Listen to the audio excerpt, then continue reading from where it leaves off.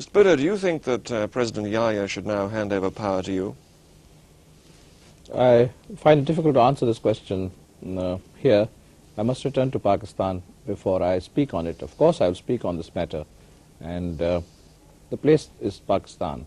But do you think the time has now come for you to lead the country? Well, I've been elected by the people. Let's find someone else from Mars, and that's a different matter.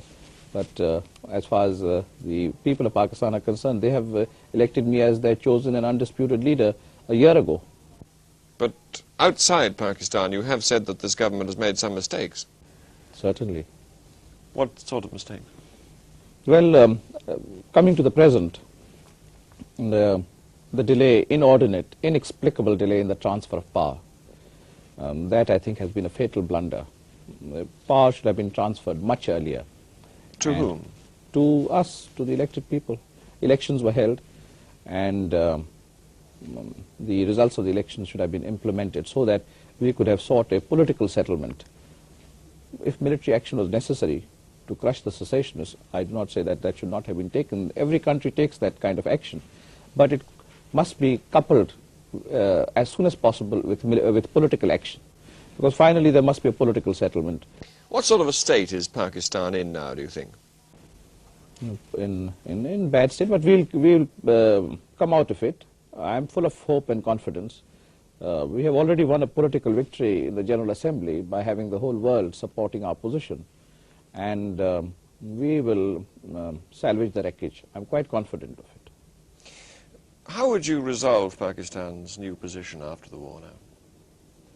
Well, first things first, we must bring about some reforms, some fundamental reforms, give the poor people of Pakistan a better stake in their own country.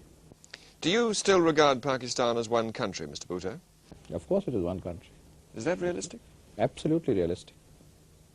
What are realities? Temporary phenomena are not realities. Realities are studied in history. And historically, the concept of Pakistan, the ideal of Pakistan, cannot perish like this. You still don't recognize that what happened in East Pakistan is an expression of popular feeling, that they really do want to be separate? No, they wanted maximum autonomy.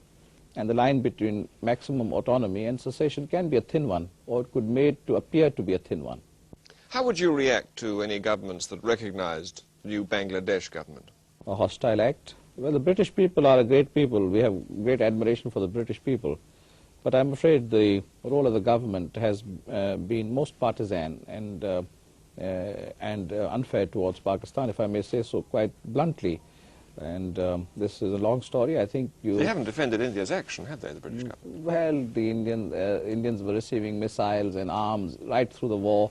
British factories were working night and day to provide little India pitted against a big Pakistan with arms. And Weren't they just fulfilling existing contracts? Yes, contracts are fulfilled, but contracts are broken also. And in the history of diplomacy, I don't know how many contracts you've fulfilled and how many you have not fulfilled on many occasions. And we are too cynical to really talk in terms of a legal obligation.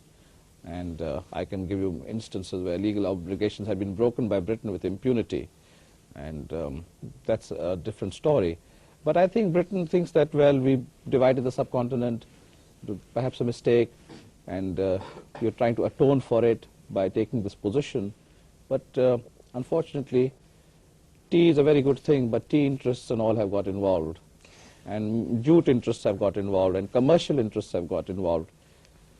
But I don't want to say very much more because we are in Christmas time, and I wish the British people a Merry Christmas.